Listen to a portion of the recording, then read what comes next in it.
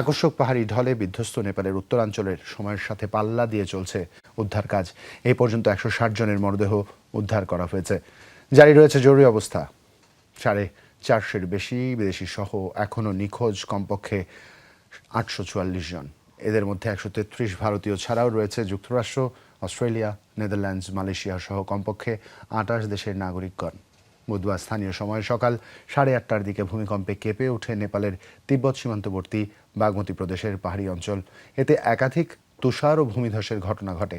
ভয়াবহ পাহাড়ি ঢল আঘাত হানে মধ্যাঞ্চলীয় রাসোয়া এলাকায়। মুহূর্তেই ভেসে যায় বিস্তীর্ণ জনপদ, তলিয়ে যায় বহু এলাকা। অঞ্চলটিতে মানুষ সারোবরগামী শত শত তীর্থযাত্রী ও পর্যটক অবস্থান করছিলেন। আটকে পড়াদের উদ্ধারে কাজ করছে দেশটির সেনাবাহিনী, পুলিশ সহ বহু স্বেচ্ছাসেবী। ভয়াবহ এই হরপাবানে ক্ষয়ক্ষতি হয়েছে সীমান্তের অপর অংশ তিব্বতেও। প্রলয়ঙ্কারী এক হরপাবানের সাক্ষী নেপাল।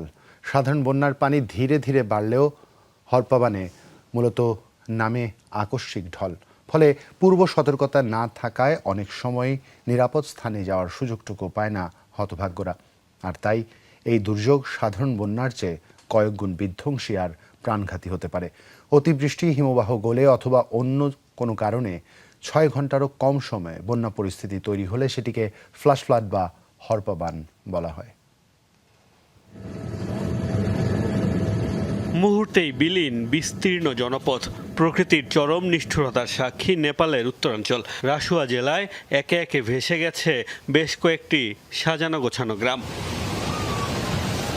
বিপুল হতাহত আর ক্ষয়ক্ষতির পর সামনে এসেছে হরপাবানের ভয়াবহতা। কি এই হরপাবান? আবহাওয়া বিজ্ঞান অনুযায়ী মেঘ ভাঙা বৃষ্টি, আকস্মিক পাহাড়ি ঢল, হিমবাহ গলে যাওয়া সহ নানা কারণে যদি ৬ ঘন্টার কম সময়ে বন্যা পরিস্থিতি তৈরি হয় তবে তাকে সাধারণত হরপাবান বা ফ্ল্যাশ ফ্লাড বলা হয়। হরপাবানে কখনো কখনো কয়েক মিনিটেই ভয়াবহ বন্যা সৃষ্টি হতে পারে। সাধারণ বন্যায় পানি বাড়ে ধীরে ধীরে, তাই আগাম সতর্কবার্তার কারণে প্রাণহানি বা ক্ষয়ক্ষতি কমানো সম্ভব।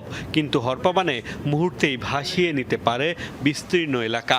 ঘর থেকে বের হওয়ারও সুযোগ মেলে না অনেক সময়। আর তাই সাধারণ বন্যার চেয়ে ফ্ল্যাশ ফ্লাড অনেক সময় হতে পারে কয়েক গুণ বেশি বিধ্বংসী, যার সবশেষ উদাহরণ নেপাল। কিভাবে নেপালে এই পরিস্থিতি তৈরি হলো? প্রাথমিকভাবে দেশটির সরকার দাবি করেছিল ভূমিকম্পের জেরে একাধিক তুষার ও ভূমিধসের ঘটনা ঘটেছে। ফলে বন্ধ হয়ে যায় ভোটেকোশি নদীর প্রবাহ। জমে যাওয়া পানির চাপে হঠাৎ সেই বাধা দূর হয়ে গেলে সৃষ্টি হয় হরপাবানের।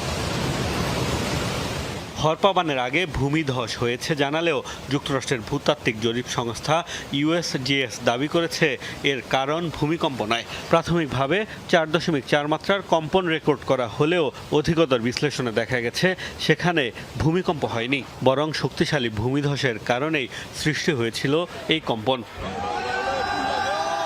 প্রাথমিক হিসাব অনুযায়ী আকস্মিক এই বন্যায় 19টির বেশি সেতু এবং 40 কিলোমিটারের বেশি সড়ক ক্ষতিগ্রস্ত হয়েছে। মোস্তফা মাহমুদ, যমুনা নিউজ। সিরাজগঞ্জের শাহজাদপুরে যমুনার ভয়াবহ ভাঙনে দিশেহারা মানুষ। গত 3 মাসে সোনাতলী ইউনিয়ন সহ আশেপাশের কয়েকটি গ্রামের শত শত বাড়িঘর ও প্রায় 2000 বিঘা আবাদি জমি বিলীন হয়েছে নিমাঝে। আতঙ্কে ঘরবাড়ি, আসবাবপত্র অন্যত্র সরিয়ে নিচ্ছেন কেউ কেউ।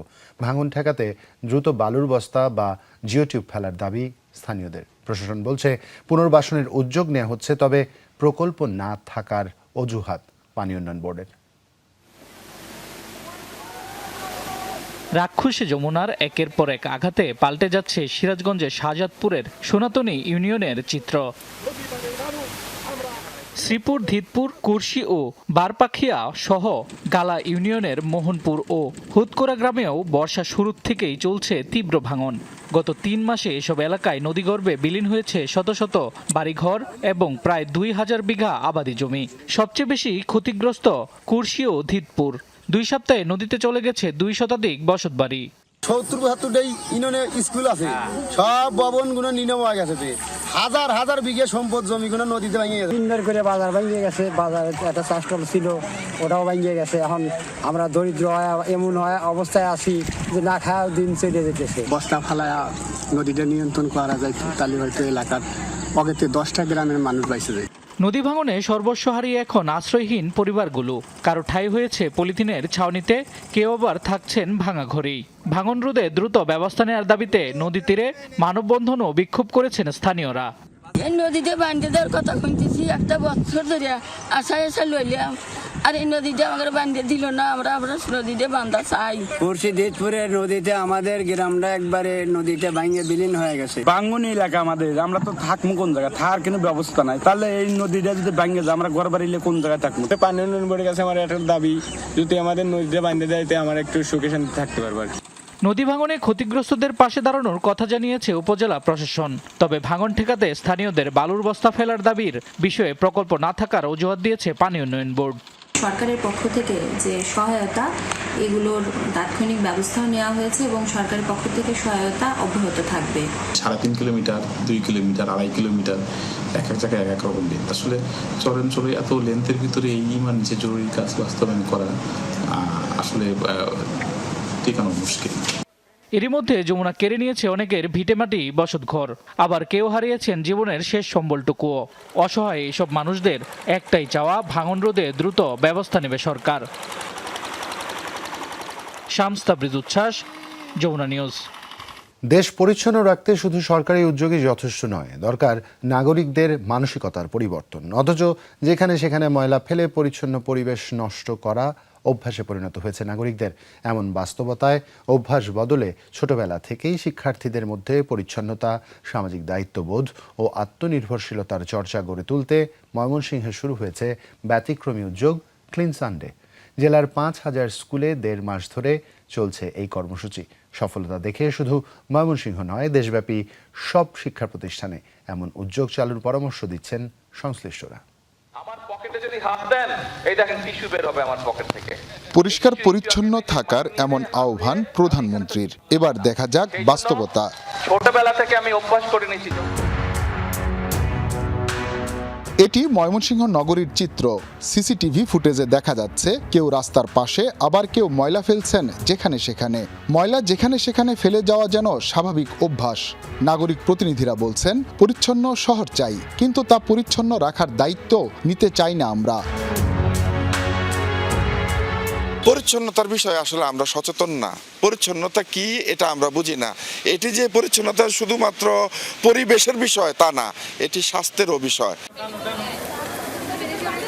এমন অভ্যাস বদলাতেই ময়মনসিংহে শুরু হয়েছে ক্লিন সানডে কর্মসূচি।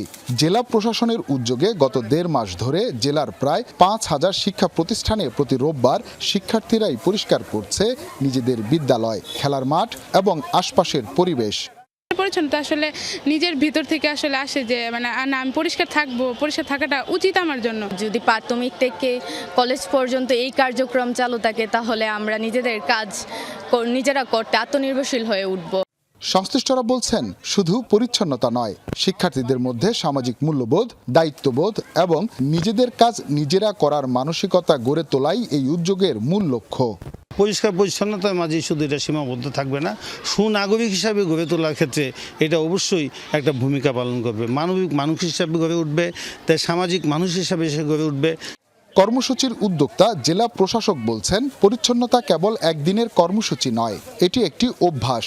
আর সেটি ছোটবেলা থেকে গড়ে তুলতে পারলে আগামী দিনের নাগরিকদের বেশিরভাগই হবে আরও দায়িত্বশীল। আমরা চাই যে এই উত্তম চর্চাগুলো বেঁচে থাকুক আমাদের পরবর্তী প্রজন্ম থেকে প্রজন্মতারে। এর মাধ্যমে সামাজিক মূল্যবোধ, পারস্পরিক সম্মান, ভ্রাতৃত্ব এবং পরিচ্ছন্নতার যে একটা সংস্কৃতি, এটা আমরা গড়াতে চাই ছোটবেলা থেকে। সংশ্লিষ্টদের মতে এই উদ্যোগ শুধু একটি জেলার মধ্যে সীমাবদ্ধ না রেখে দেশব্যাপী সব শিক্ষা প্রতিষ্ঠানে চালু করা গেলে সামাজিক দায়িত্ববোধ চর্চা আরও বাড়বে।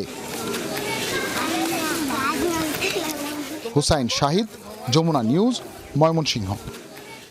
জাপানে এবার গরম থেকে রেহাই পাবে পোষা কুকুর বিড়ালও। তীব্র দাবদাহে তাদের স্বস্তি দিতে বাজারে এসেছে অভিনব ফ্যান স্যুট। দেখতে বেশ আকর্ষণীয় এই পোশাক শুধু সাজের জন্যই নয়, ভেতরে আছে ছোট ছোট ফ্যান, সঙ্গে বরফ রাখার ব্যবস্থাও। গরম থেকে প্রিয় পোষ্যদের বাঁচাতে মালিকরাও স্বাগত জানাচ্ছেন এই উদ্যোগকে।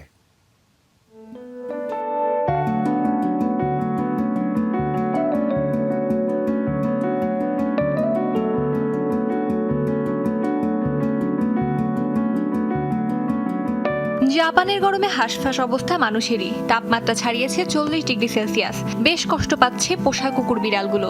তাদের স্বস্তি দিতে এবার হাজির এসি জ্যাকেট।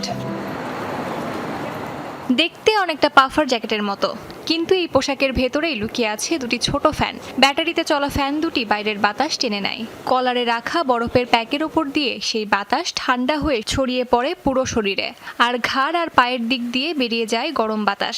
ফলে ছোট্ট পোষ্যটি পায় শরীর জুড়ে ঠান্ডা বাতাসের আরাম।